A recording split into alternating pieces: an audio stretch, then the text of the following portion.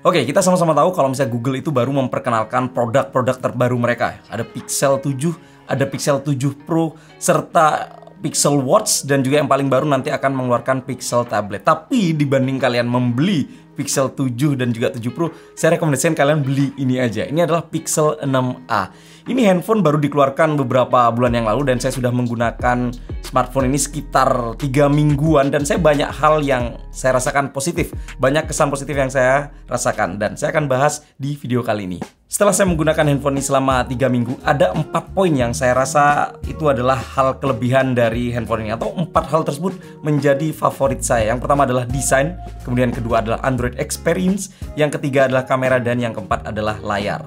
Ada beberapa poin juga yang saya tidak suka dari handphone ini, tapi saya akan bahas kelebihan-kelebihan atau hal-hal yang saya suka. Yang pertama adalah desain. Saya suka sekali desainnya karena secara form factor dia ini ringan, build quality-nya bagus. Mungkin ringan karena bagian belakangnya ini dia menggunakan bahan plastik, tapi sekilas kita tidak akan mengetahui bahwa dia berbahan plastik. Two-tone, bagian atas seperti lebih terang, bagian bawah lebih gelap. Memang kita memiliki 3 pilihan warna dari handphone ini, tapi ini adalah warna favorit saya. Kemudian dia ringan karena dia cuma punya berat 178 gram. Kemudian di bagian layar atau bagian depan ini kita akan menemukan desain layar yang agak melengkung ya. Ini adalah hal-hal kecil yang saya suka. Kemudian secara build quality juga handphone ini kerasa solid banget. Bagian kanan kirinya ini berbalut metal. Kemudian tombol-tombol juga kerasa clicky, dan secara overall desain saya suka sekali karena ini benar-benar memancarkan sebuah desain yang tidak pasaran. Ini benar-benar Google banget lah.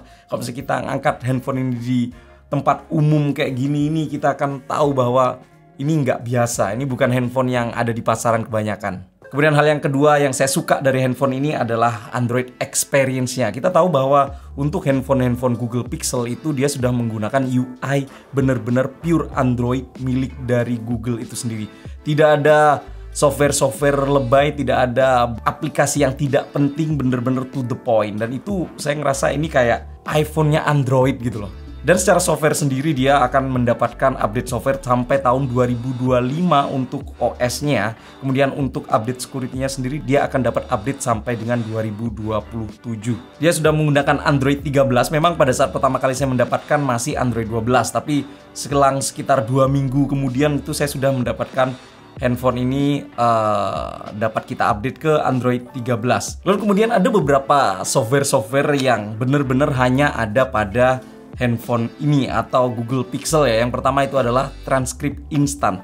Jadi kita bisa menggunakan handphone ini benar-benar sebagai alat transkrip kita. Kalau misalnya buat wartawan atau buat teman-teman yang ingin menuliskan tapi males nulis, males ngetik, kita bisa ngobrol kayak gini aja langsung dan dia akan langsung memunculkan kata-kata sesuai yang kita omongkan. Ya, itu adalah transkrip instan. Kemudian ada satu software lagi yang saya suka adalah yaitu auto deteksi musik yang lagi diputar di sekitar. Jadi kita tidak perlu lagi mendownload software atau aplikasi seperti Shazam atau Soundhound. Jadi kita cukup taruh kayak gini aja, begitu ada musik yang diputar dan dia akan memunculkan musik yang ada di sekitar. Dan itu menurut saya keren banget itu. Kemudian hal ketiga yang saya suka dari handphone ini jelas kamera. Ada 3 kamera kita akan temukan, 2 bagian belakang dan 1 di bagian depan. Ini kamera jelas-jelas spesial karena banyak teman-teman juga yang suka opera-opera itu menginstal Gcam, di mana Gcam itu adalah ya bawaan dari handphone ini. Tapi yang saya rasakan memang handphone ini jago di foto, tapi tidak di video.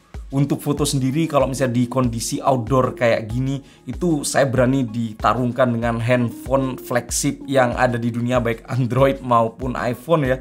Saya bisa membandingkan hasil fotonya dengan foto iPhone. Kalau bisa dibandingkan seperti ini di kondisi outdoor, bener-bener memanjakan mata sekali.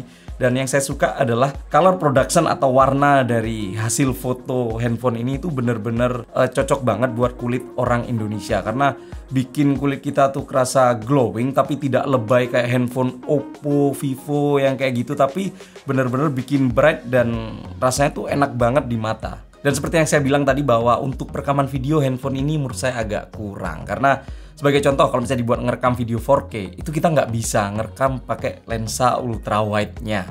Kita bisa ngerekam hanya full HD aja 60 fps. Kemudian untuk contoh hasil videonya kalau misalnya digunakan outdoor seperti ini dan digunakan untuk video minim cahaya seperti ini. Tapi ada satu fitur yang saya suka dari hasil kamera dari handphone ini atau pada menu pengeditan. Ini sebenarnya saya hubungkan dengan software original dari Android ini sendiri, pure Android ini sendiri, yaitu ada yang namanya Magic Eraser.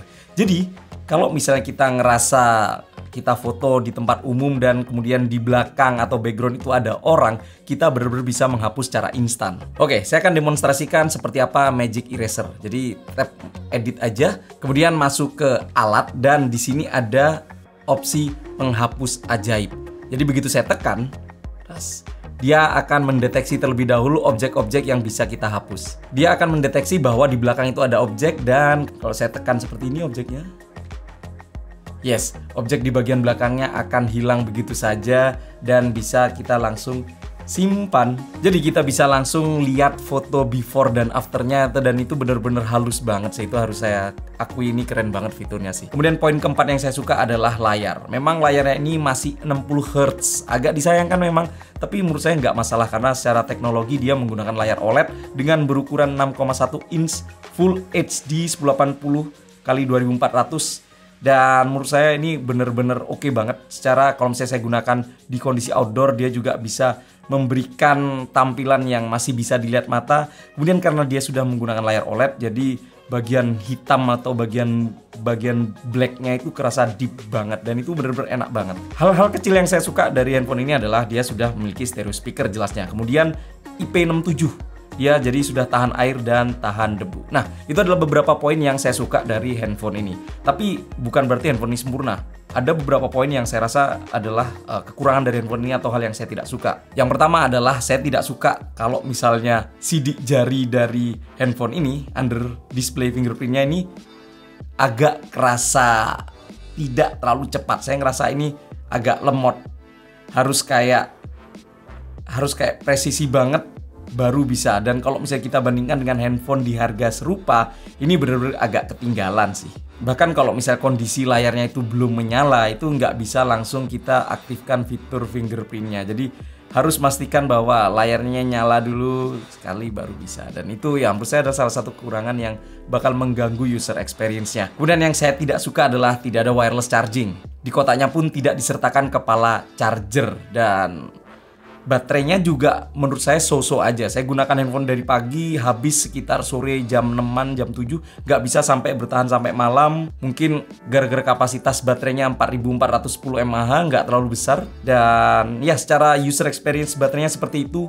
Kemudian yang saya tidak suka sebenarnya adalah suka dan tidak suka sebenarnya, yaitu prosesor. Dia menggunakan Google Tensor. Itu adalah prosesor dari Google sendiri yang sebenarnya itu adalah prosesor yang sama persis dengan Pixel 6 dan juga 6 Pro. Jadi handphone flagship dari Google Pixel itu menggunakan prosesor yang sama dengan ini. Tapi secara benchmark kalau misalnya dibandingkan dengan prosesor handphone lain, Google Tensor tuh ketinggalan banget. Kalau misalnya saya gunakan untuk bermain game, kerasa panas handphone ini, ya itu adalah hal-hal yang menurut saya itu agak nanggung. Google berusaha menciptakan prosesor sendiri tapi performanya juga belum maksimal. Apalagi di harga sekitar 9-10 jutaan, kita bahkan bisa mendapatkan handphone dengan prosesor Snapdragon 8 Gen 1. Itu adalah prosesor terbaru dari Qualcomm saat ini. Dan dua hal yang saya tidak suka dari handphone ini adalah tidak ada SD card. Dan yang kedua adalah kita tidak bisa memasukkan SIM card kedua. Jadi benar-benar single SIM saja. Wah, itu adalah beberapa poin yang saya tidak suka dan suka dari handphone ini. Sebagai kesimpulan, saya pribadi masih suka dengan handphone ini dengan alasan form factor yang enak banget di tangan. Walaupun Google sudah mengeluarkan Pixel 7 dan juga 7 Pro, menurut saya ini adalah seri yang enak banget. Dan kalau misalnya kalian mencari sebuah handphone dengan user experience pure Android, ini adalah salah satunya.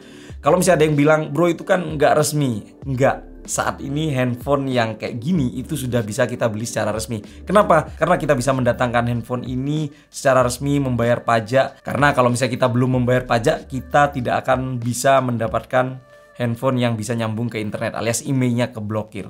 Untuk link pembeliannya saya sertakan di kolom deskripsi di bawah. Jadi gimana pendapat kalian semua tentang Google Pixel 6a ini? Silahkan tulis di area komen di bawah. Well, itulah dia video kali ini. Terima kasih sudah menyaksikan sampai selesai. Saya Bro Kumar pamit. Sampai jumpa di video selanjutnya. Bye-bye.